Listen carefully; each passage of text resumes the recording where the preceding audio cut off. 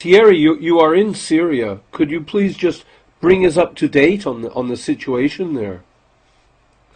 When you arrive in Syria, you will be very surprised because the facts here are not connected at all with the things that the big medias are talking in Europe and the US.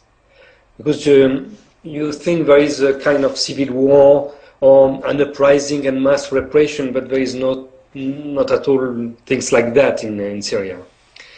The Western countries are preparing a conventional war here in Syria, and they begin to send some fighters. Much of them are from Arab countries and also some Pashtuns from Afghanistan and Pakistan. And these people try first to create an Islamic Emirate at the Jordan border. They fail.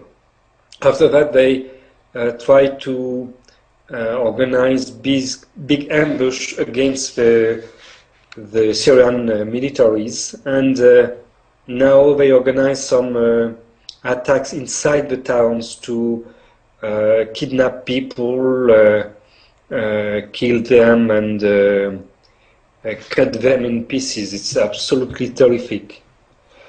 But there is no revolution. That's not at all the topic here in Syria. But it's obviously getting stronger. I mean, there are tunnels, there are weapons being supplied, money being pushed in to create a revolution. Yes, but no, not to create a revolution. It's possible that at the beginning they think to create a revolution, but now they try to organize a civil war between the different religious communities. And sometimes you see in a town suddenly there is confessional violences. It was, for instance, the case in Banyad, near the Lebanon border, 2 months ago. And now there's some real trouble in Homs, also near Lebanon. But that's not at all a political uprising, not at all. Confessional violences are something very different. And when you see some demonstration against the regime, it's a very small demonstration, only 100 or 200 people, and they are not representative from the other people of their own town. They call them takfirists. Takfirist is this is a kind of philosophy. They think that a country in the Muslim world must be governed only by real Muslim, they say. And they say that Bashar al-Assad is an Alawite. So another confession, they don't recognize the Alawite as a real Muslim. And they are crying always, they want to kill Bashar al-Assad, not because they want a new kind of regime, but because he is Alawite. They've just announced they're going to allow the Arab League observers to be in Syria. And everyone is saying they're just going to be agent provocateurs, you're inviting the enemy in. No. There was a negotiation between the Arab League and the Syrian government, and the Syrian government agree for the main points from the Arab League, including the observators, but the Syrian government tried to have some precise rules how to deal with the observators. And the Arab League decided to suspend Syria from the organization before the end of this period. The Arab League don't wait, but the Syrian government organized the thing. In fact, they ask from one end and they refuse from the other end. So that's not the Syrian government who broke the negotiation, that's the Arab League. But today, Al-Manar and RT are saying that the Syrian government has agreed to allow the Arab League observers in. Yes, yes, okay. You've heard that news today?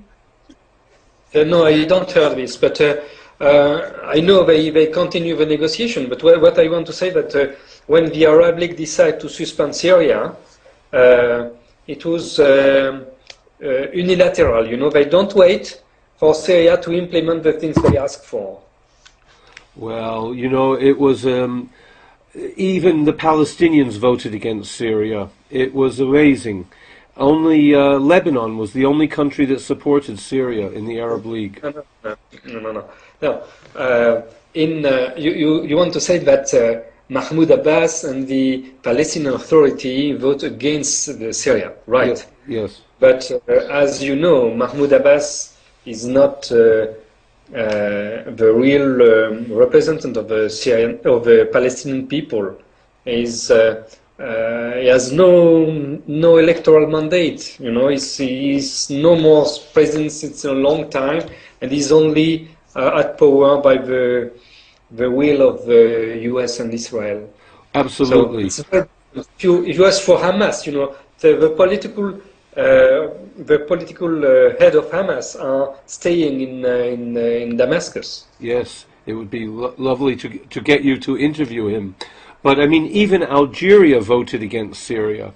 You know, right. Everybody did. Sudan did. I mean, it was appalling. Yes. It's very sad. You know, it's our first time to have an interview, sir, and I'm so grateful to have you online, but I'm not sure of more things to ask you at this stage. But maybe you can keep us updated and informed. Yes. First, you know, I'm absolutely surprised by the way the Western medias are dealing with the situation in Syria, because they reproduce a lot of accusation without any verification of what really happened. The main like source Libya. of the Western, just like Libya, yes, just like Libya, absolutely. But the main source of information is the so-called Syrian Observatory of Human Rights based in London, and in fact, this group. We don't know if it's a group. They said it is a group, but we know only one people from this group. It could be alone. And that man was very difficult to identify at the beginning, but now everybody knows his name. He has free passport from Syria, from Great Britain, and from Sweden, and he is one of the leaders of the Syrian Muslim Brotherhood. So that source is from one of the group involved against the Syrian government. So they are at the same time a protagonist and the informant. Of course, you can't do the same thing at the same time. No, and Turkey's position is just atrocious. I mean, it's just being attacking Syria from all sides, giving protection to the rebels and helping them with weapons. First, I think there is very few rebels. You know, they will probably develop as rebels, but now there is very few people in such rebels. There is a lot of mercenaries coming from both sides, and very few rebels from inside. And the position of Turkey, you know, first we forgot with some words at the Davos conference and about the Freedom Flotilla. We forgot that Turkey is a member of NATO.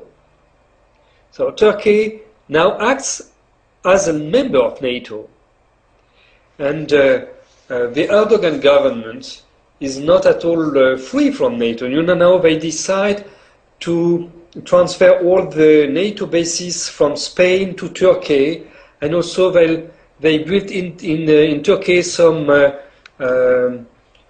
new systems to monitor what is happening in Iran. So now Turkey is the biggest NATO basis, in fact. Amazing. You know, Assad yesterday, he was dressed in fatigues and there was a big military maneuver in live ammunition. They are ready for war, it seems, in Syria. Yes, of course, and this situation is very different from Libya, because in Syria they have the knowledge of what is a war. You know, because they have done a lot of wars against Israel and also to support Lebanon against Israel. So this region is always at war since 60 years. So it will be much more difficult on the military level against Syria than against Libya. And also, you know that Libya, it was 5 million people. Syria is 23 million people. So it's much bigger. And Libya was totally alone and don't want to attack NATO. They try to protect themselves, but they don't want to attack NATO. But if NATO will attack Syria, Syria has a lot of friends, especially Russia, Iran and China. So they will have a big military support. And